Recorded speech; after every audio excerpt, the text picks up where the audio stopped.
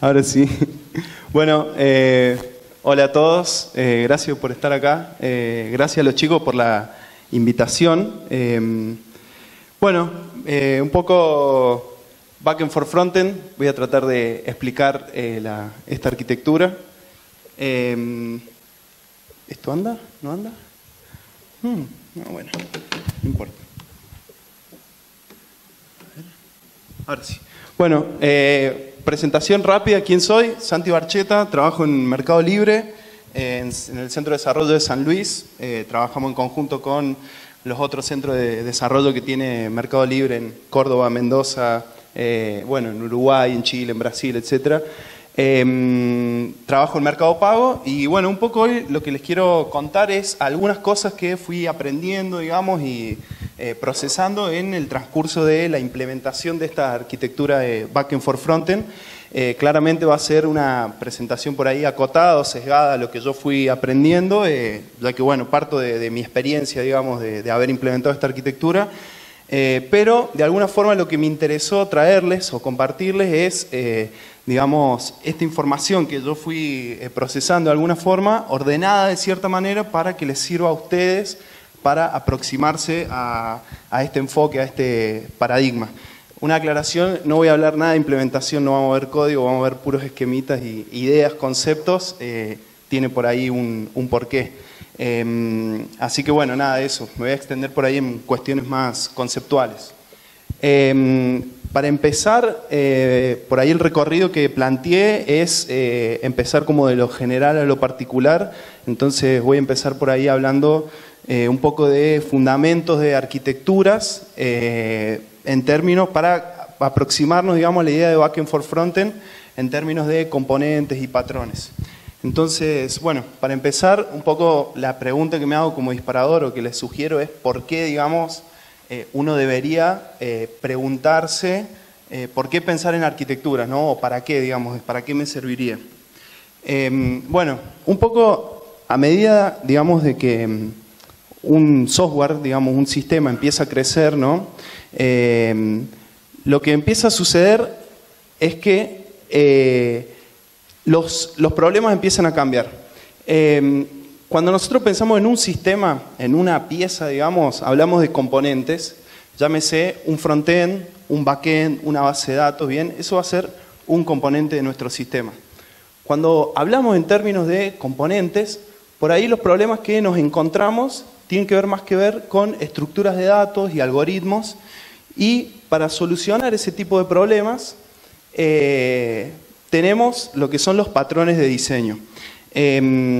Patrones de diseño, bueno, hay un montón, digamos, si no conocen o no han buceado por ahí en la bibliografía, deberían, porque bueno, nos solucionan un montón de problemas recurrentes que tenemos a la hora de construir un sistema.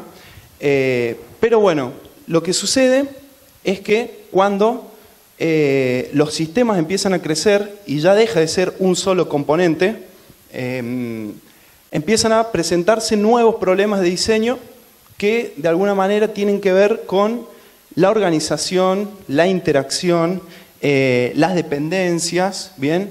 Y esos nuevos problemas de diseño que se nos presentan, ya estos patrones de diseño a los cuales antes recurríamos para solucionar por ahí el desarrollo de un componente, ya no nos alcanzan, ya nos quedan chicos, digamos. Entonces necesitamos otro tipo de patrones.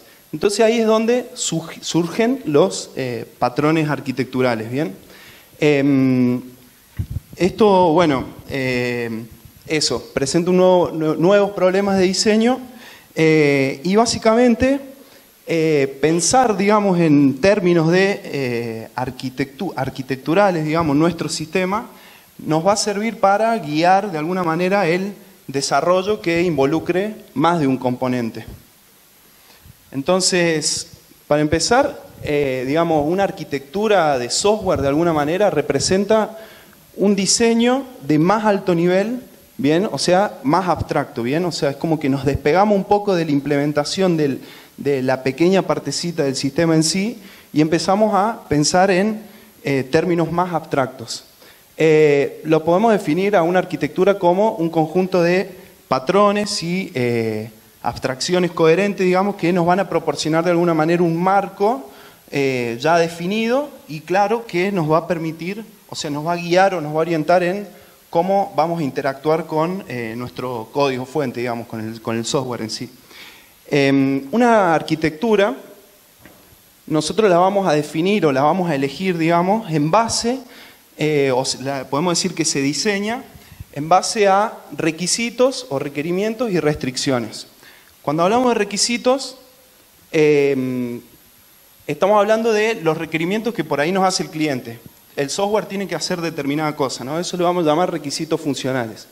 Pero existen otro tipo de requisitos, como pueden ser la escalabilidad de mi sistema, que mi sistema sea auditable, que sea flexible para que se pueda comunicar fácilmente con otros sistemas, que sea flexible a la hora de insertarle nuevas piezas a nuestros sistemas, de meterle cambios. Y bueno, objetivos eso, como la mantenibilidad y la interacción con otros sistemas de información. Cuando digo restricciones, me refiero a las limitaciones que muchas veces la tecnología que nosotros elegimos para implementar determinada arquitectura de alguna forma nos impone ciertas restricciones o limitaciones para determinadas arquitecturas. O sea, va a haber ciertas arquitecturas que vamos a poder implementar con ciertas tecnologías, llámese lenguajes o framework, y hay ciertas tecnologías que no nos van a servir para implementar determinadas arquitecturas. Y finalmente, una arquitectura de software, lo que nos va a proveer, digamos, lo que va a definir de alguna forma son cuáles van a ser las piezas de nuestro sistema, o sea, los componentes, cuáles van a ser las interfaces de esos componentes y la comunicación, o sea, nos va a estructurar la comunicación de cierta manera, nos va a decir de alguna forma cómo tienen que interactuar esas piezas, digamos, de nuestro sistema. Lo podemos ver así, digamos, esto es un esquema que de alguna forma nos representa 3 dimensiones posibles a la hora de evaluar una arquitectura, digamos, cuando nosotros nos sentemos a pensar en cuál es la mejor solución. Esto son 3 formas de evaluar una arquitectura. Si ustedes bucean en la bibliografía de arquitectura de software, en realidad hay muchos más cortes que se le puede hacer, digamos, a la arquitectura, pero estos son los básicos y tienen que ver con eso, básicamente, con una dimensión estática que nos va a decir qué componentes tiene la arquitectura, con una dimensión funcional que nos va a decir qué hace cada componente, y una dimensión dinámica que nos dice cómo se comportan a lo largo del tiempo y, bueno, y cómo interactúan entre sí. Y hay otro punto que me interesó traerles, digamos, que tiene que ver, que responde un poco a por qué para mí es importante, digamos, considerar el diseño arquitectural desde el primer momento de nuestros desarrollos. Y tiene que ver un poco con despegarnos un poco de los problemas que podemos llegar a tener a la hora de implementar ese sistema. Ustedes saben, cuando nosotros nos sentamos a implementar, nos empezamos a encontrar con problemas que tienen que ver con el lenguaje o el framework o, no sé, ese tipo de cosas, pero pensar en ese tipo de problemas en realidad nos aleja del problema real que estamos tratando de solucionar. O sea, el sistema que estamos construyendo, ¿cuál es el problema que resuelve, no? Y a mi parecer es mucho más importante entender a fondo el problema que estamos intentando resolver y no centrarnos tanto en la solución que estamos construyendo para resolver ese problema. Soluciones hay muchísimas, digamos, o sea, frente a un problema uno puede rápidamente hacer una búsqueda y vas a encontrar miles de implementaciones, ideas, soluciones, pero para mí lo importante siempre es enfocarse en el problema que estamos tratando de resolver y entender todas las aristas de ese problema y a partir de ahí empezar a hacer los planteos arquitecturales por ahí que necesitamos para resolver ese problema. Y otra cosa importante tiene que ver, de nuevo, por qué es importante pensar en términos arquitecturales nuestro sistema. Tiene que ver que cuando nosotros empezamos a pensar en patrones, en interfaces, en arquitecturas, de alguna forma, al estar alejándonos de la implementación, digamos, a bajo nivel, empezamos a hablar como en un lenguaje más general, ¿no? Más generalizado. Y dependiendo, digamos, en el contexto en el que ustedes trabajen, si es un equipo grande, un equipo distribuido, seguramente en algún momento tengan que toparse con trabajo interdisciplinario, o sea, trabajar con un área de diseño, un área de negocio, con el mismo cliente. Y a veces, nosotros programadores, digamos, nos encanta programar y, digamos, tenemos por ahí un lenguaje muy técnico que hace que sea difícil esa comunicación interdisciplinaria entre áreas, ¿no? Cuando nosotros empezamos a plantear nuestros sistemas en términos más abstractos, digamos, en términos de patrones, interfaces, arquitectura, de alguna forma eso nos va a permitir tener una comunicación mucho más efectiva con esas otras áreas que hablan otro lenguaje, otro idioma, digamos, en términos mucho más generales. Y teniendo en cuenta que esas otras áreas también utilizan de alguna forma patrones, arquitecturas, ¿no? Entonces, esto lo que nos va a permitir de alguna forma es tener un lenguaje común con esas otras áreas que, bueno, a veces es bastante difícil. Yo no sé si les habrá pasado por ahí, básicamente con gente de diseño suele suceder mucho, digamos, que a los programadores y a los diseñadores les cuesta mucho mantener un intercambio fluido porque básicamente no nos entendemos, digamos. Entonces, por lo menos, digamos, en mi experiencia, empezar digamos, a estructurar el pensamiento de esta forma me ha servido para comunicarme mucho más efectivamente con otras áreas. Este tema lo toco en otra charla que di ya hace un tiempo y ahí está el link, después por si quieren profundizar un poco en este punto. Me pareció importante, digamos, como compartírselos porque muchas veces, digamos, estamos como muy enfocados en la implementación, pero en el día a día tenemos que enfrentarnos con esta interacción con otras áreas y a veces, bueno, eso es algo que no se aprende ni en la universidad ni en ningún lado, sino que en la calle, digamos, en la trinchera. Bueno, eso como pequeño resumen, digamos, de arquitecturas. Hay muchísima bibliografía, digamos, o sea, hay mucho escrito sobre esto. Vamos a pasar por ahí más a lo que es backend for frontend. Bueno, en principio, esperen que me tome un traguito de agua porque tengo la garganta media...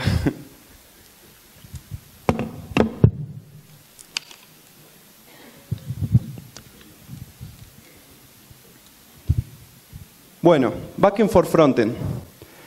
¿Por qué traje este tema acá? Digamos, yo sé que es una conferencia que por ahí está más orientada a lo que es frontend y esto por ahí tiene que ver, pero no tanto, digamos, con lo que es el mundo frontend. Pero me pareció importante, digamos, justamente traerla porque lo que empieza a suceder es que a medida que pasa el tiempo, la tecnología, digamos, que utilizamos en nuestro frontend se empieza a complejizar, digamos. O sea, si ustedes ven cómo se desarrollaba un frontend hace 10 años, hace 5 años, es muy distinto a cómo se desarrolla un frontend hoy. Básicamente la tecnología ha evolucionado, nos ha dado nuevas capacidades a los frontend y nos ha presentado problemas a nosotros los frontenders que antes no teníamos que pensar, que antes no teníamos que resolver. Entonces, me parece importante, digamos, como de alguna forma cambiar esa postura de a mí me llegaba el diseño y ya tenía las APIs construidas y lo único que hago es maquetar y conecto los servicios y listo. Y creo que tenemos que tender a meternos un poco más en esta capa, digamos, más de atrás, que tiene que ver con construcción de APIs y definición de servicios. Por eso, bueno, un poco la idea de por qué me interesó, digamos, traerles este tema. Bueno, para empezar a desarrollar, digamos, este patrón, voy a empezar con un esquema muy sencillo que tiene que ver con algo que hace algunos años era muy común y todavía se ve mucho, digamos, que tiene que ver con esta arquitectura, ¿no? Que la podemos llamar monolítica, si quieren. Consiste básicamente en un gran backend o una API de propósito general, donde esa API o ese backend tiene la capacidad de atender clientes de distinta naturaleza. Cuando hablo de clientes me refiero a web o nativo.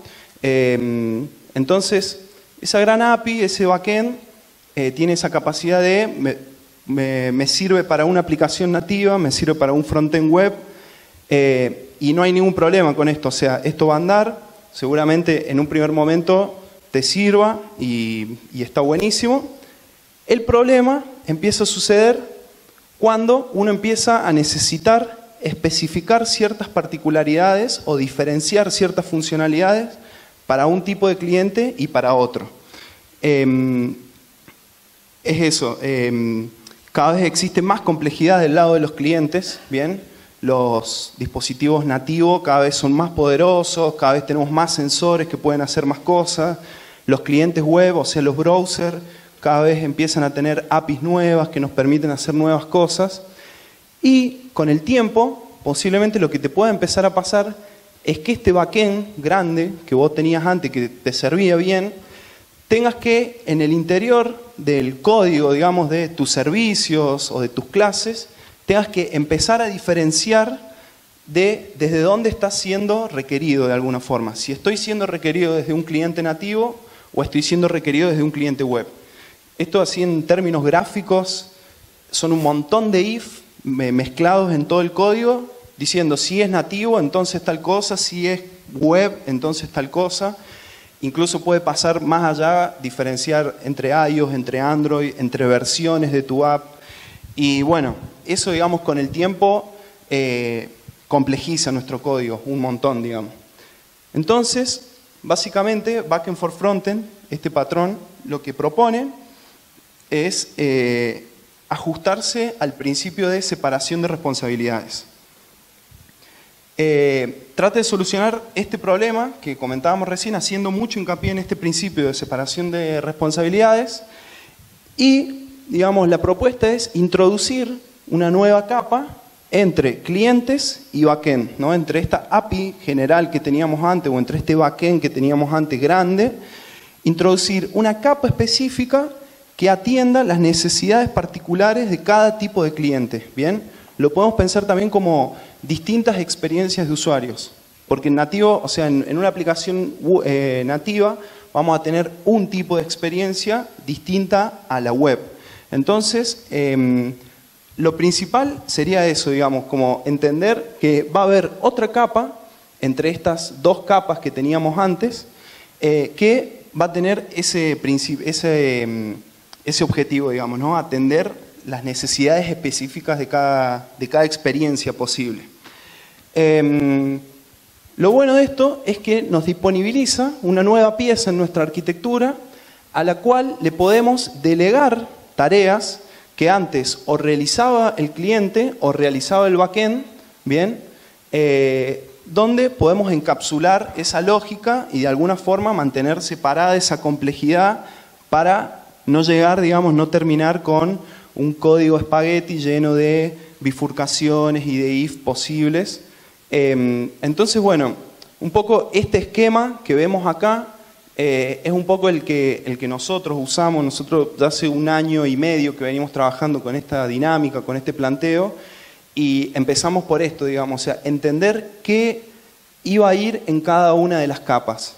Entonces, básicamente, del lado del cliente, lo que vamos a tener es la responsabilidad absoluta del renderizado de nuestra UI, ¿bien? A través de componentes, estilos, bueno, para clientes nativos sería por ahí distinto, parecido, y todo lo que tiene que ver con la interacción del usuario, sean traqueos o sean distintas cosas que se derivan o se generan a partir de la interacción del usuario. En el backend, ¿qué vamos a tener? Bueno, todo lo que es lógica de negocio, digamos que datos duros de nuestra aplicación, conexiones a APIs externas, conexiones a bases de datos, etc. Y en la capa intermedia, básicamente lo que nos vamos a encargar es de estructurar el código para el cliente específico para el cual está construido. Nosotros lo llamamos amasado de datos, amasado de JSON, porque piénsenlo así, yendo a este esquema, Suponete que esta API tiene 3 endpoints, ¿bien? Que le sirven a la aplicación web para resolver una pantalla. Entonces la aplicación web hace las 3 pegadas en paralelo, recupera los datos, los adapta a lo que necesita, digamos, a los componentes que necesita, y no hay mayores problemas, porque en un entorno web tenemos recursos, tenemos ancho de banda, etc. Pero en una aplicación nativa, por ahí los recursos son más escasos. El poder de cómputo de los dispositivos, el ancho de banda, digamos, es mucho más escaso. Entonces, posiblemente en un escenario nativo querramos consumir, en vez de 3 pegadas, hacer una sola pegada donde los datos van a ser mucho más acotados. ¿Bien? ¿Por qué? Bueno, porque es otra experiencia. Con esto, de alguna forma, lo que podemos plantear es que esa diferencia en cantidad de pegadas puede ser absorbida por este middle-end a medida, digamos, del cliente para el cual está pensado. Entonces ahí ya tenemos de alguna forma, digamos, un beneficio, ¿no? Que se puede ver. Lo podemos ver de otra forma. De nuevo, esa capa intermedia puede tener distintas responsabilidades, pero básicamente el objetivo principal va a ser estructurar datos para el cliente para el cual está pensado. Y acá hay otro impacto interesante para analizar que tiene que ver con, una vez que nosotros empezamos a evaluar la construcción de nuestro código, en términos de dividir correctamente las responsabilidades de cada capa, nos va a llevar a pensar nuestro código de otra forma, ¿bien? Entonces, de alguna forma, vamos a empezar a identificar unidades chiquitas de lógica, pequeños pedazos de lógica, tanto, digamos, la lógica que llevemos al middle-end, como aún así, adentro de este backend o de esta API, la separación de responsabilidades es como que nos va a ordenar un poco la cosa y vamos a poder entender cuáles son las piezas lógicas que componen ese backend. Esto, primero que lo que nos va a permitir, digamos, conseguir proyectos que sean más escalables, más resilientes, más mantenibles y, de nuevo, nos va a ayudar a no llegar a ese código espagueti que se mezclan, digamos, responsabilidades en el medio del código. Y otra cosa que, digamos, como una evolución de esto que podemos ver es que esto tiende a lo que serían microservicios, ¿no? Que son pequeños backend distribuidos, digamos, o servicios distribuidos que no necesariamente tienen que estar en un solo proyecto, ¿bien? Primero que esto, digamos, propicia la escalabilidad porque este microservicio que cumple una función para este middle-end, por ejemplo, puede tranquilamente ser usado por otro middle-end y estaríamos evitando replicar código o malgastar recursos, básicamente. Los microservicios pueden ser consumidos directamente desde el middle-end, digamos, no hay problema con eso. El tema es que por ahí, si tenemos muchos microservicios y empezamos a consumir muchos microservicios, llámese 3 o 4, hay escenarios donde a veces nos pasa de que consumimos 3 microservicios, pero necesitamos esperar sí o sí el resultado del microservicio 1 para consumir el 2 y el 3. Entonces, esos escenarios necesitan algún tipo de lógica, alguna estrategia de orquestación. Eso lo podríamos poner en el middle-end, pero de nuevo estaríamos violando este principio de división de responsabilidades, de separación de responsabilidades. Entonces, lo que podemos pensar, digamos, de alguna forma, es este backend que antes teníamos, digamos, con toda esa lógica ahí mezclada, empezar a usarlo justamente como orquestador de microservicios, ¿no? Que sería como el ejemplo que está ya en aquel extremo. Entonces así estaríamos, primero, adelgazando nuestro backend, ¿bien? Nos dejaría de ser una pieza grande, monolítica, o una pieza crítica dentro de nuestra arquitectura y, de alguna forma, llevando todas esas responsabilidades a los microservicios y este gran backend solamente va a tener lógica de orquestación de microservicios, ¿bien? Y después puede ser tranquilamente consumido desde nuestros middle-end para el cliente que hayamos, digamos, que necesitemos. Bueno, esto así como, digamos, conceptualmente. Ahora, Dice implementación, no vamos a ver código, pero voy a tirar alguna sugerencia de con qué tecnologías por ahí se puede llegar a trabajar.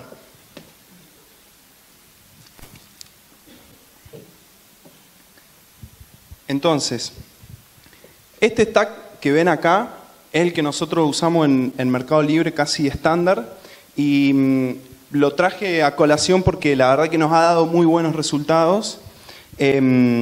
Es una sugerencia, cada pieza es intercambiable, digamos, se pueden utilizar distintos lenguajes, distintos frameworks. Siempre hay que tener en cuenta que esto de que la tecnología que elijamos, tenemos que entender si nos permite o no, nos habilita o no esa arquitectura a la cual queremos llegar. Entonces, en el frontend, un pequeño server, digamos Node.js, React, o bueno, puede ser Vue si quieren, o otra cosa. En el middle end, básicamente, elegimos Node con Express, digamos, para manejar lo que es el ruteo, y el backend, digamos, nuestra API, bien, puede ser o Java, o Go, o incluso Node.js. Nosotros en Mercado Libre no usamos Node.js para backend, pero entiendo que hay mucha gente que sí lo hace y la verdad que está muy bueno ver, digamos, que todas las capas tienen el mismo lenguaje. Y eso para mí es algo clave, digamos. ¿Por qué elegir Node.js en el middle end y no por ahí elegir un lenguaje que tenga que ver más con el backend? Y tiene que ver justamente a que acerca a el universo del frontend a construir su propia API, digamos, ajustada a sus propias necesidades, ¿bien? Con un lenguaje que le es natural, digamos, al que desarrolla frontend. Entonces, la persona que se encargue del backend o el equipo que se encargue del backend puede trabajar, digamos, de manera desconectada. Es como que rompemos con esa dependencia que siempre existe entre frontend y backend de, che, necesito que me hagas esto y avísame cuando lo tengas. Sino que la misma persona que desarrolla el frontend puede armar este middle end a medida, digamos, y luego digamos, conectar con los servicios que se disponibilicen del lado del backend. Otro impacto que nosotros encontramos o que notamos, digamos, al implementar esta dinámica es que el tiempo de desarrollo, digamos, se redujo bastante. Básicamente, ¿por qué? Porque el desarrollo de cada capa avanza en paralelo. ¿Bien? Justamente por esto, porque rompemos con esas dependencias que existen. Entonces, esto requirió de un ejercicio, digamos, de juntarnos en una sala 10, 15 días, las 5 o 6 personas que estábamos involucradas en el desarrollo, y consensuar los contratos básicos, digamos, sobre los cuales iba a montar el desarrollo. Con contrato básico me refiero a las firmas de nuestra API, o sea, definir cuáles son los endpoints que va a tener el middle end, qué va a devolver ese middle end, la respuesta, y lo mismo para el backend, etc. Una vez que definimos esos contratos básicos, ya cada capa pudo avanzar con su desarrollo en paralelo y finalmente con un proceso de integración, digamos, de las 3 capas, pasamos de, no sé, de un flujo que por ahí nos llevaba 45 días, 60 días en desarrollar, nos llevó 35, 40 días. Eso posiblemente en proyectos pequeños o en startups o en emprendimientos personales no sea relevante, pero en empresas, digamos, de gran magnitud, muchas veces el tiempo que uno demora en desarrollar y en salir al mercado es crucial, digamos.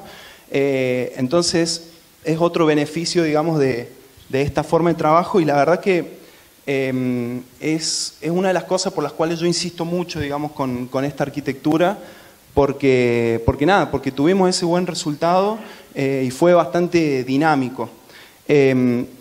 Aparte, este middle end, al ser medio, porque no deja de ser una API, digamos, este middle end, ¿no? Lo que pasa es que está pensado para un cliente específico, entonces está como mucho más cerca del frontend. Entonces eso no solo nos permitió que personas del frontend empiecen a trabajar por ahí en un proyecto que está más relacionado al backend, sino que personas que antes solo trabajaban con backend se acerquen un poco más al frontend.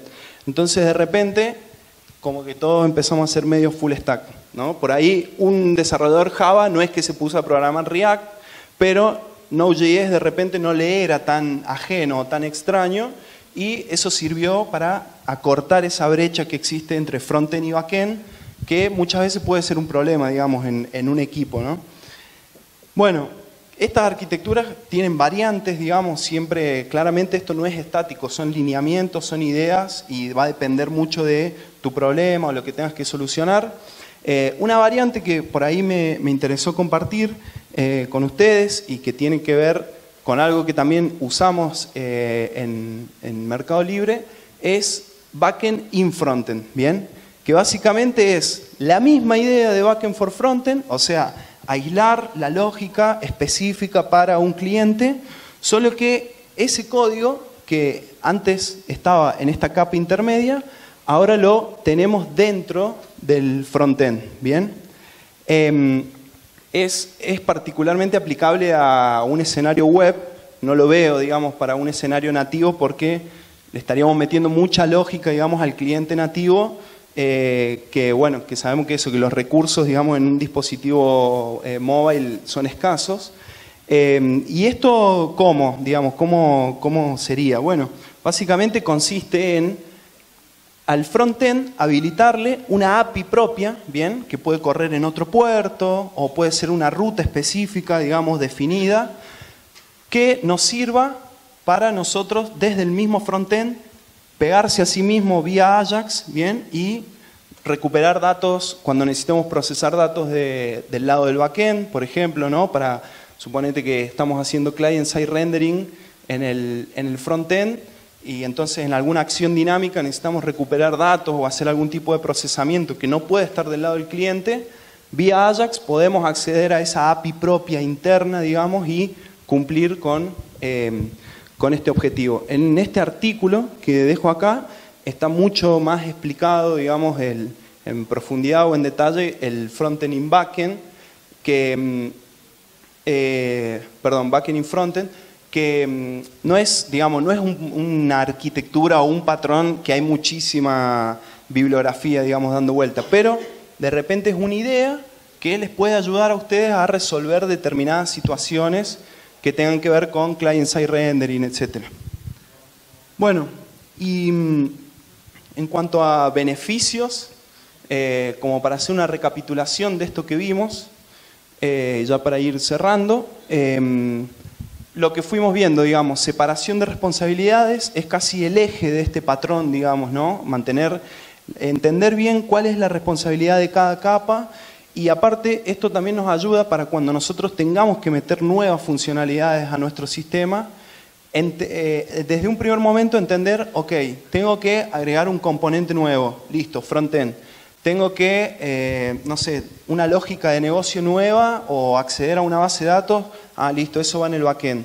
Necesito para desktop particularmente, que, no sé, un dato que no lo necesito para nativo, ok, eso va en el middle end. Entonces, nos ordena de alguna forma el desarrollo. Lo otro es las respuestas personalizadas. En el ejemplo nosotros veíamos un escenario donde queríamos diferenciar web de nativo, pero puede ir mucho más allá y, por ejemplo, podemos llegar a pensar un middle end específico para Android, un middle end específico para iOS, un middle end específico para web, incluso otros escenarios como puede ser, no sé, una aplicación web embebida, por ejemplo, que se puede consumir desde otro sitio, que también embeber una aplicación tiene sus particularidades, entonces lo podemos pensar como una experiencia distinta y ameritaría, digamos, en cierto caso, la construcción de un middle end específico. Lo otro, la paralización de tareas en la construcción, esto de... Dame un segundo y ahí te doy... la paralización de tareas, digamos, el tiempo de desarrollo es, digamos, mejora, digamos, en menos tiempo de desarrollo. Algo que no mencioné, pero que también, digamos, es un impacto importante, el tema de los testeos, muchos mejor distribuidos. O sea, dejamos de tener suite de testing súper grandes en el backend o en el frontend. Incluso, digo, hay escenarios donde probamos una cosa en el backend y la volvemos a probar en el frontend, lo cual a veces no tiene mucho sentido. Entonces, esto también, al separar responsabilidades, decimos, ok, ¿qué tipo de testeo vamos a tener en el frontend? ¿Qué tipo de testeo vamos a tener en el middle end? ¿Cuál vamos a tener en el backend? Y nuestra aplicación va a ser mucho más robusta, digamos, ¿no? Y lo último, reduce la brecha entre los universos, digamos, frontend y backend. ¿Pregunta?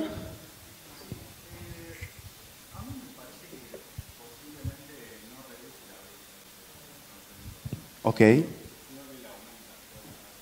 ¿Por qué?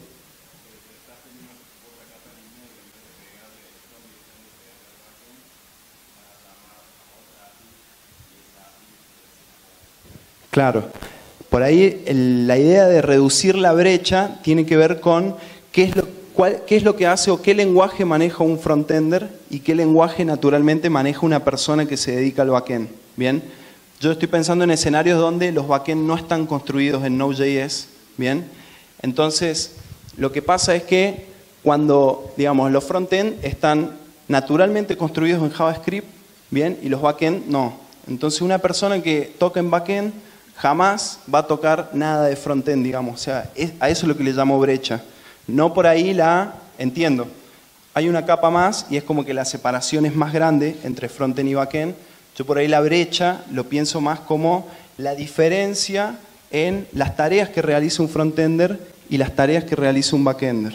Esta capa intermedia, de alguna forma, es una capa en la cual puede un frontender o un backender meter mano, digamos, y ajustar a las necesidades del frontend o el mismo backender, con la misma lógica que construye un backend, poder desarrollar esa capa intermedia.